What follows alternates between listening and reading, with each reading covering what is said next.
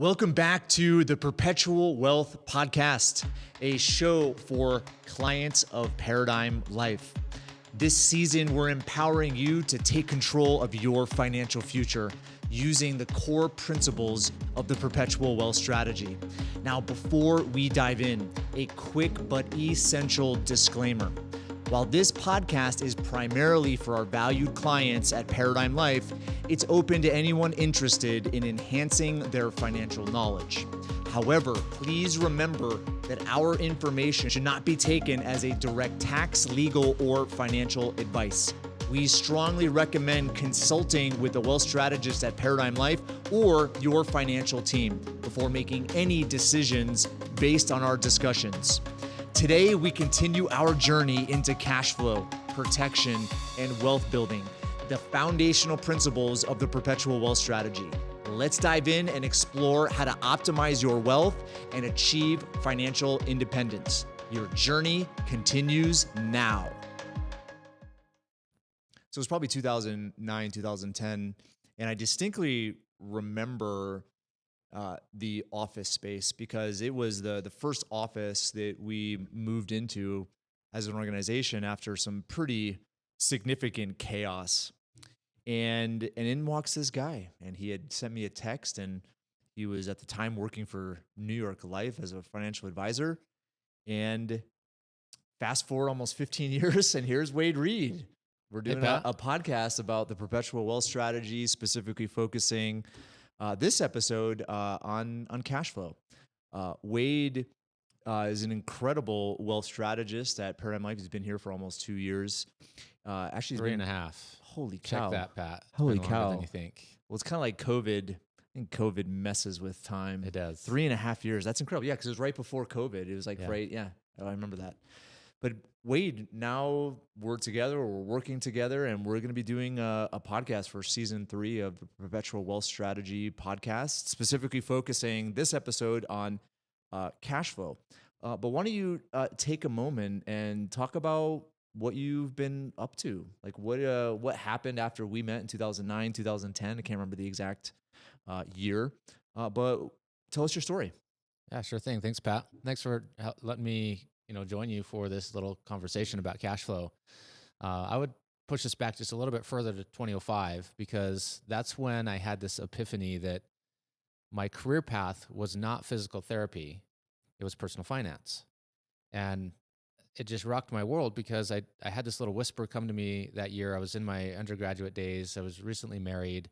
And I thought, I just need to take a personal finance class with my wife. And we both agreed to take this elective course. And in that course, I was like, holy cow, why are so many people clueless about money? And why am I not as clueless? Because it wasn't to say I was an expert at that point, but I wasn't as clueless as other people. And I thought, this is actually a really interesting space. I want to be here. And so we fast forward to 2009. I'm in life insurance. I had been in banking, was seeking mentorship, was trying to find the right methodologies for financial success, was reading the books about cash flow, about living a life of passion, about finding the career path that's right for you, that sort of thing.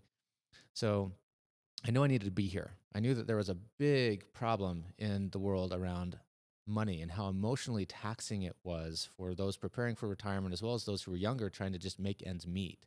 And I wanted to be an asset in that space to help people overcome a lot of the stresses that show up when you're dealing with life and money. And I was in it, right? I was in college. I had 2 children. I'd been married about 5 years by the time we met. And so since that point in time, I've been seeking mentorship from a lot of sources. And on our parallel paths, right? We met in 2009, 2010, and then we were on parallel paths doing very similar things, very similar philosophies, but kind of lost track of each other for a while.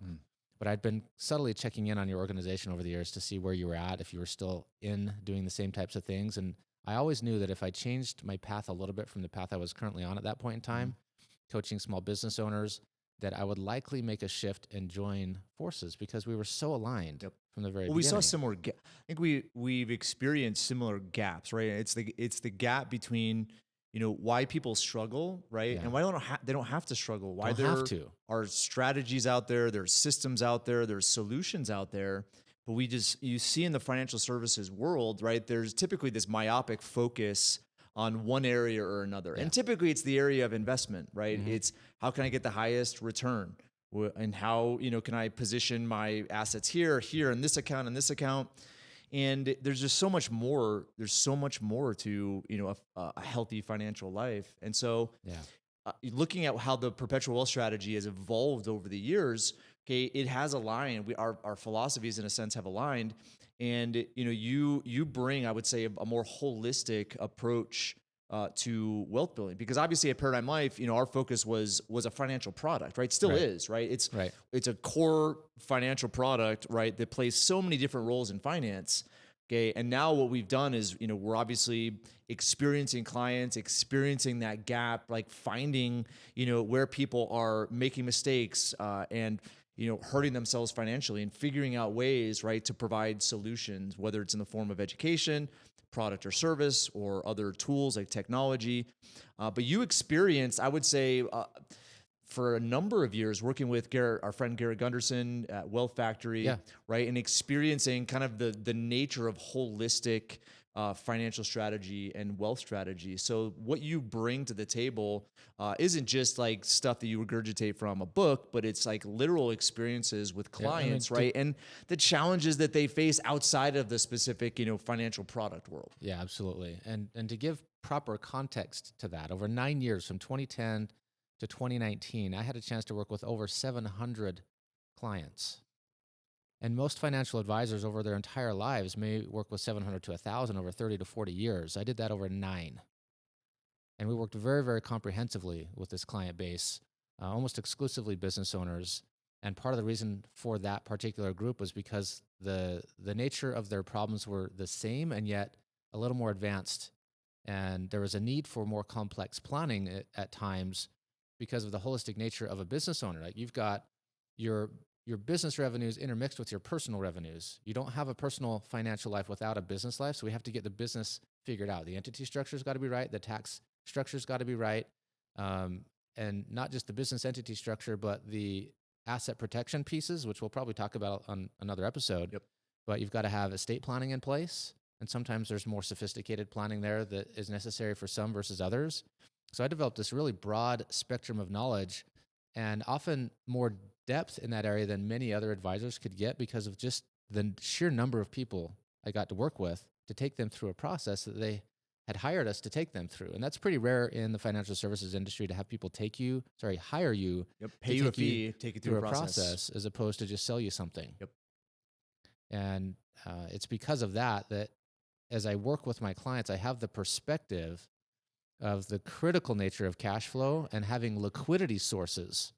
Because as you mentioned earlier, crises financially are generally and almost exclusively cash flow. And cash flow is often a function of illiquid assets. Yep. Money stuck in businesses, money stuck in qualified plans, that we're so fearful to get out when those crises happen that we end up in debts, which is a negative cash flow. So cash flow, how do we define? Let's start. Obviously, in the introductory episode, we talked about kind of the fundamentals and what cash flow means. But in your eyes, like, what is cash flow? How do you define that? So cash flow is what's coming into your personal life that then gets to be used based on your priorities and your values to live. Right? You're going to pay your bills, from your mortgage or your rent to your utilities to the play and memories that you're trying to create for yourself and your family if you've got one. So what's healthy cash flow? Healthy cash flow is one that is net positive. Sometimes we confuse ourselves in the financial space. What's net versus gross? Net is what's left after the expenses. So a net positive cash flow means that you're in profit. You have more left over at the end of the month than what you started with at the beginning of the month or week or whatever time frame you're measuring it within. But you've got to have more left over in order to have a healthy cash flow. I think it's interesting. I think there's so many parallels in life to what is healthy. But from like a physical body, right? It's like, if you don't burn the calories you consume, what happens? Dis-ease, right? Becoming full of disease. Our body actually accumulates bad health over time, and it turns into particular manifestations of diabetes or heart disease or high blood pressure, cholesterol, and all these kinds of things that are we could mitigate that. We don't have to have those things. Most of us do not have a genetic propensity to get those diseases. They are built based on a few bad disciplines that we engage in every day, as opposed to the opposite of a few good disciplines that we engage in every day and accumulate health. I'm going to tell you a quick story on that. I hired a trainer probably 8 to 9 years ago. And when I went in for the first visit, he said, let me tell you a story. And he told me a story of a guy who had come in and said, hey, Rob, I want you to train me over the next 6 months to be a world-class rower. I want to be able to win gold medals at the Olympics. And my trainer said, dude, you are up in the night. In order to get that good, you accumulate that physical potential and capability over years, sometimes decades. And you want to do it in 6 months? That's not going to happen. We just can't do that physically. It's accumulated. And I would suggest the same thing is true about financial health. And I was going to go to another example, which is like a ecosystem, right? Whether it's a forest or a rainforest. Okay, in an ecosystem, it's the same thing, right? If the energy that's being produced versus being consumed, right, is a negative, the ecosystem is going to die, right? And if it's positive, it's going to continue to grow. So I think there's parallels. But what we're trying to say with regards to cash flow, without a healthy cash flow, okay, with that being the tip of the spear, the first domino, it's going to cascade into a lot of other negative impact. Absolutely. Right. And it's going to affect wealth building. It's going to affect the way you deal with unexpected events that happen in life. Okay. And ultimately, when it comes to those unexpected events, if you have, I would say, unhealthy cash flow, typically the decision that's going to be made in those circumstances may not be in your favor. So let's kind of start with again, the gap we were speaking about before, which is most people realize that. They realize, okay, if I spend more than I make, that's not good. Okay. If I just save a tiny bit, I'm not really protecting my financial future. And the statistics show like the majority of people are living paycheck to paycheck, right? It's by far. Even though I would say most people recognize, okay, in order to be healthy, I have to produce more than I consume, right? Produce more energy than I consume. Okay, same thing in an ecosystem, same thing in finance. So let's talk about what the typical approach is, which is budgeting. Why doesn't budgeting work? I mean, it works for some people, but I would say it does work for some people. Yeah. And sometimes it's the frame of mind that we're in when we think about what that is. More often than not, when we think of budget, we've been trained to believe it's restrictive. And what I've seen happen is when people, in fact, this happened for me early on, particularly, was I would try to know exactly how much was coming in, which was actually always almost always uncertain. So because I didn't know exactly how much was coming in, I couldn't know exactly how much was going to go out because there were some variable expenses in there. I knew what my rent was going to be. Food was approximately the same. There were some insurances that were the same, right? But there's this differentiation between what's fixed and what's variable, and it's that variable stuff that messes you up. That's emotionally charged. Yeah. Right? The fun activity that somebody invites you to go do that you didn't plan for. And if you didn't have the foresight in your budget to set aside money for that, then you have this guilt show up like, should I or shouldn't I do this? Am I destroying my retirement future by taking this fun activity on the spot? And because there's a misunderstanding about the need for emotional spending, like we're just designed as human beings to need some variety. Yep. And so if we don't build that in, it becomes that sense of restriction comes in. It's like, well, I'm giving up an opportunity to spend time with friends or family. And then that feels like a loss and it just feels painful emotionally. Yeah. Well, let's get to that because so looking at budgeting, right? Budgeting is based around the idea of restriction, right? It's like you have a certain amount, and I'm not saying it's good or bad. I'm just saying this is the way that it is. But when something is restricting, people don't like being restricted, right? People like freedom. People like flexibility. They like to be in control of their decisions, right? So that's budgeting. Now, looking at how we frame, I would say, healthy cash flow, we look at spending strategy versus budgeting. So how would you differentiate the two? So, I mean, just look at the context, right? A budget just feels restrictive. A spending strategy sounds and feels proactive. It's a choice. I'm choosing into this particular way of doing things, designing deliberately in there some flexibility to it and some buffer space for dealing with the uncertainties that will show up, the spontaneous opportunity that arises that you can just say, you know what, I've got some cash for that. I'm going for it. Or that emergency pops up, I've got to pay for an expense. I can handle that because I've built that in. It's a spending strategy. Now, there's this function as well, though, around saving, setting money aside for the future that often attempts to be built into a spending strategy, but it is often not effective. because of the order of how we do things. Have you noticed that too, Pat? I have. So let's talk about that order. I mean, I think budgeting and most savings, at least how I was conditioned, right, is you save what's left over in a sense. Right. Okay. You pay all the bills, you go out to eat, variable expenses, fixed expenses, and save what's left over. Okay. If Spending there's strategy. anything left over. If there's anything left over. Right. And that's the thing, is like the quicker society evolves, the more stuff there is to spend money on. There's an infinite amount of stuff to spend money on. It's insatiable appetite for consume. So looking at spending strategy, how we frame it is shifting that order, like you mentioned, right? And there's a lot of different evidence here. There's a cool book that came out a number of years ago called Profit First. It's for more smaller businesses. But Barbara Corcoran, one of the sharks on Shark Tank, came out with an article recently that was fascinating. She basically said, like, I don't save anything. I spend everything. But if you read between the lines, what she did is she set aside money first. The order was setting aside money for saving and investment first, and then spending everything else, right? And so I think it seems like it's the same thing, but it's not. The order is different because, again, I go to the human beings. We're designed to consume. We have a propensity to consume everything. It's biological, right? It's in our caveman days, right? When there was food, like, we had to eat it because it may not be there tomorrow. A lot of that animal instinct is still inside of us. So we have this, like, I would say, dopamine rush from spending money on Amazon, spending money on, Apple, spending money on going out to eat, spending money. There's so much stuff to buy, right? And we don't realize that biologically we get a dopamine rush, a dopamine hit that reinforces. It's a reward system that gives us that, like, ooh, I feel good, but it's not healthy because you end up spending more than you make. Yeah. And there are some hacks or tricks that we've learned about how to shift the dopamine hit from the spending behavior to the future wealth building behavior of saving and investing. And what we know is when we shift the order of things, and what I've often taught my clients is that if you will save everything first into a separate account that's not your bill pay account, literally every single dollar that comes in from business activities, from W-2 income, from investment income, from interest earnings, all goes not to your spending account, but to a separate account that's not, you're not spending anything out of that account. Suddenly you're like, oh, everything that I've earned is mine. I've done some really good things for people. I've solved problems. I've created value, and my employer is rewarding me for that.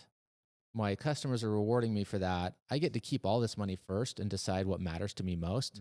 And what happens is if you have that spending strategy or plan in place, you only move what you need to into that bill pay account, and everything automatically stays in there. And like cash that's where you spend. That's all I have to spend. Yep. It's like cash in the pocket. I can only spend what's in my pocket. I can only spend what's in that bill pay account.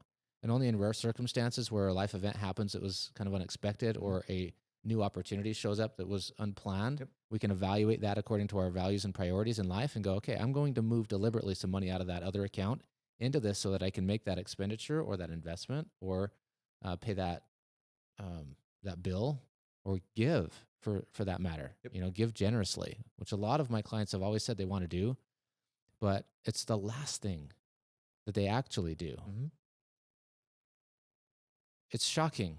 Because if it becomes a part of your spending plan, it just happens. And I'll tell a personal story. Again, what we're trying to say here is, obviously, this podcast is for clients of Paradigm Life.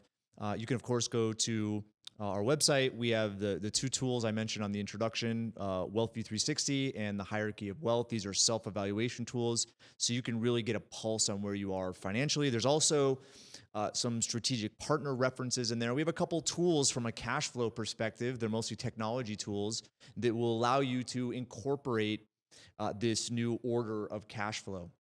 So if you find yourself saying, why don't we have any money at the end of the month, right? This is a conversation for you. And like I said, go to paradigmlife.net, log in as a client. If you don't have a login, there's some links on there where you can request access to this new technology platform that we have. But these are tools to self-evaluate to see where your health is from a financial perspective. But getting back to this story, my Cynthia grew up in my wife grew up in a cinder block home in the middle of a really rough area of Sonora, Mexico.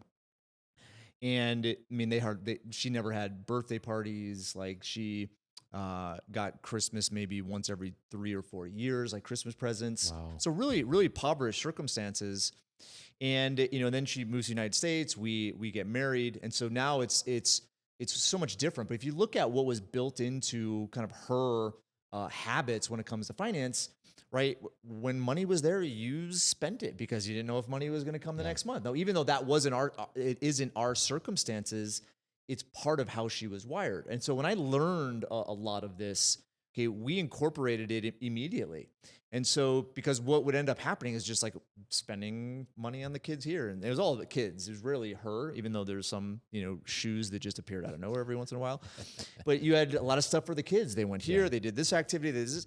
And it was kind of getting out of control because it's obviously if money went into a bank account that you spent from and you're designed and biologically wired to consume everything that's there, okay, there was a lot of money that was spent. So the cash flow system that we set up was, okay, all income, all bonuses, all profit goes into this kind of central reservoir account. And then there are spending accounts for you and spending accounts for me. And we have permission to spend it all. But when it's gone, there's no more money to spend. And then you stop spending.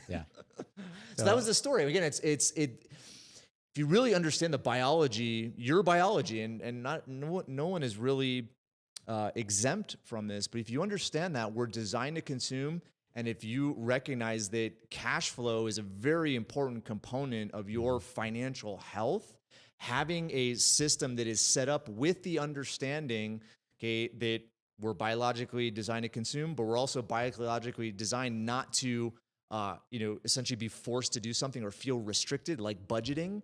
Coming up with a strategic spending plan is the ideal solution. It is. It works extremely well. I'll give you a quick case in point. One of my clients several years ago was in a dental business, and we evaluated his financial circumstances. And we're like, dude, you've got a business producing $1.5 million a year in revenue. It's netting you about $300,000 to $500,000 a year.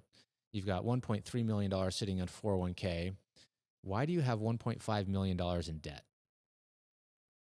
And he didn't have a good answer. He's like, life's just happening. I've got a mortgage. I've got business loan. I've got vehicles. I've got just obligations. I'm like, well, why are you really doing that? I don't know why it's come up. Well, can I make a suggestion? Have you noticed that your balance in your 401k is very similar to what you have in loans? Like, no. Like, do you think it's possible that you've shifted your liquidity away from you as a business owner? You're doing something right, for sure, setting money aside for your future. There's no doubt he was doing something right for his future, but he was doing so in such a method that it was creating scarcity in his mindset. And it was causing some behavior where his loans were never paid off. And even if they weren't for long because the behavior was to spend, spend, spend. It was just a behavior. And I said, well, let's just try this out. This method we've been talking about. Let's set up a separate account. Let's put all of your income through that first. And within a couple of months, he's like, wait, I've got 75 grand sitting here. I've never had that much cash that's liquid and available to me. And he was so excited about it. Like that dopamine hit you were talking about before that we get from spending, he was getting that from setting money aside that was liquid and available so that he could take advantage of opportunities and have the peace of mind knowing that if a life event happened, he didn't have to pull money out of his 401k. He didn't have to take on new debt. He just had money to pay for it. It's amazing. He had a huge amount in his retirement accounts, right? But then that relatively smaller amount was what gave him, such excitement. And if those numbers are bigger than yours, don't worry about it. It's the same overall behavior.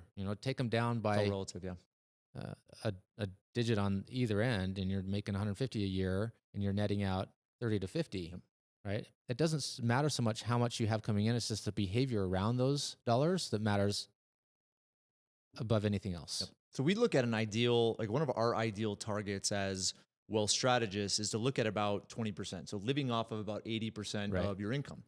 Okay. And that is very, very healthy. And obviously getting, to that point may take some strategy. It may take working with your wealth strategist. It may take, just some conversations with your spouse or your partner. Okay, but ultimately getting to that point is possible. Okay, now once you're there, just saving that percentage of your income is enough. Okay, reserves are also important. Wade had mentioned, right, that we have these unexpected expenses, variable expenses. They could be, subtle. It could be a little bit more because of a vacation. Could it be a little bit more because, maybe you went out to eat for an anniversary.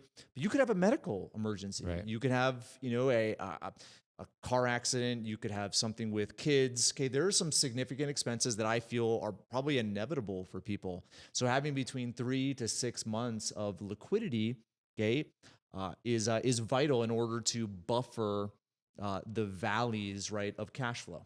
Absolutely. It's such a helpful thing. And I often have gotten the question and thought myself about why 3 to 6? Why is there a range? Why isn't it just 3, or why isn't it just 6? Or in some cases, maybe you need 12 months.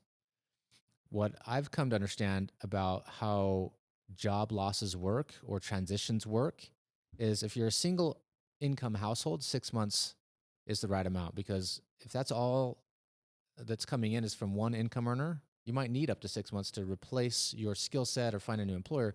But if you have 2 income earners, only one of you might be out of work for 3 months, and then you can deal with that. So you might only need 3 months if you have a 2 income earner household. If you are a single income, 6. If you're a business owner, probably closer to 12. Would you agree with that? Yeah, and I would say there's some guidelines, okay, but this really goes to if it's a new business, for sure. If it's a seasonal business, for sure. Yeah. If it's a business that has really good accounts receivables and collections, you may get away with 3 or 6. Okay, it really depends. But ultimately, I would say more is better, especially in the beginning, until you have your cash flow system down, your spending strategy down, because excess cash has a big opportunity cost because of interest it could earn. Right. Okay. And so what I would say, and this is usually the approach we take, is obviously having cash in a bank, in a money market account, okay, is ideal for maybe those 3 to 6 months. But then obviously having your tier 1 capital, which we talk about in the hierarchy of wealth, we promote cash value, right, is a very liquid position where you can gain access with no penalty, right, to liquidity, but you have good returns, right, that are superior to bank returns, some tax efficiency and other benefits as well. Yep. So it's really, again, it's a massaging. There aren't these definitive guidelines. That's where, again, working with your wealth strategist, having a spending strategy first, right, and then evaluating it every so often. Absolutely. Yeah, I really like that comment about, and you didn't say it exactly, but it's optimization, right? We're not just storing it under the mattress, this liquidity. We're keeping some of it really close to home in a bank account, but then we might look at more efficient places to store that money that's still safe, such as cash value life insurance, brokerage accounts that are safe in a money market that's not invested in the market itself, right? We want to maintain the liquidity and the safety and the control. And if we can get growth and tax advantages, those are kind of bonus things at this level. Yep. But they give us such peace of mind that there's what we call an external rate of return. It's not what's earning inside the account that matters. It's what the peace of mind allows for. So you can be more effective as a father, as a mother, as an employee, as an employer. And those external rates of return allowing you to be better at what you do brings in more income than it's costing you to just sit there. That opportunity cost that's quantifiable in bank accounts is less quantifiable when we look at all the other things that we get to do and that we would choose into because we have that in place. Yep. And I'd invite all of you guys to consider that. Just consider what the value of cash is in your capabilities, in your choices in life. And I will venture to bet my life's wealth, literally all of it, that if you have cash and liquidity, you're much more likely to take advantage of opportunities than if you're restricted and almost all solely in debt. Well, so as we kind of wrap up this first episode on cash flow, I would say the perpetual wealth strategy is about achieving the highest quality of life, right? And life isn't tomorrow. Life is life is right now, okay? And it's just a series of nows. But that's what everyone is after. And the quality of life is not quantifiable, right? Quality of life, right, is just something you feel. It's something you experience. But I have experienced both in my life and also the life of numerous clients, financial stress. And when you have financial stress, your quality of life, okay, it affects the relationships with your kids, with your wife, with your business associates, with your clients, with your employer. I mean, the list is endless, right? So it's about achieving the highest quality of life strategically, even though life is dynamic and it's always going to be changing. Yeah. So cash flow, again, is vital, because what ends up happening is if you don't have a cash flow system, a cash flow strategy, a spending strategy, okay, when those variable expenses come up, you resort to credit cards. When credit cards run out, okay, that forces typically bankruptcy, Yep. right? It's inevitable we are going to experience volatility in life, period. But you can buffer those with a good cash flow strategy. Yeah. I think there's also just a healthy respect for self when we're managing our cash flow, because the only reason we have cash flow is because we've solved problems for somebody. And the dollars are a temporary holding place for that value that we've created for other people. Mhm. And if we don't recognize that is true, then often we're lazy about it and we're wasteful about it. And we don't really appreciate the fact that those dollars are a function of who I am as a person and what I'm delivering to the world that's valuable. So when we manage our cash flow, we're actually managing self-energy and self-love and self-appreciation, and recognizing that we as individuals are valuable and we deserve to have some of that money available for life's events, for lifestyle choices, and for future opportunities that we might be looking forward to. Well, I'll end with this, which is when you have healthy cash flow and you achieve a higher quality of life, having liquidity, the guy with $75,000 in his bank account, right? Having no credit card debt. Okay, the feeling that it gives you actually accelerates the understanding that, yeah, you have value, you produce value and get compensated financially from that. What it does is it allows you to achieve more, right? When you show up to work, right, with a high quality of life and a higher degree of certainty and confidence and less stress, okay, you produce more, and that presents opportunities, whether it's, with your employer, maybe it's another opportunity, right? Because again, the sky's the limit as far as what we can produce as human beings. I mean, our society today is proof of that, right? People make millions of dollars off of YouTube channels, like doing the random things. I know, it's right? crazy. So it's one of those things, like the sky's the limit. At the same time, mindset is everything, right? And healthy cash flow puts you in that right mindset to capitalize on opportunities that are probably all around you. Yeah, or give up the stresses that are taking away your life's energy. Because if you hate what you do, but you feel stuck because your cash flow is minimal and you're maybe in debt, if you can shift your mindset to be in a place of cash flow positive and have some cash in the bank, then you can actually have the choice to leave that environment and choose into something you prefer. And shift somewhere else with confidence. With confidence. All right, everyone, you guys are awesome. Thank you for listening to this episode on cash flow. Remember, we have some self-evaluation tools now for Paradigm Life clients. You can go over to paradigmlife.net and check out WealthView 360, which is essentially a digital dashboard that has your entire financial life on one page. And then also the Hierarchy of Wealth, which is a tool that we have promoted for several years. And now we have a digital tool so that you can organize your assets and really see, where there's opportunities to achieve maximum growth and returns with the least amount of risk. So again, go over to paradigmlife.net and look for the client section. And if you do not have an account, it will prompt you to create one as a client. And if you have an account already, these are some new tools that we have just developed that are now live. So go check it out. And also, we have show notes, all the links to whether it's the website. We've also talked about a couple of books here. You can go visit the show notes, and there'll be links there. And I look forward to seeing you back on the next episode. Thanks, Pat. Thanks, Wade.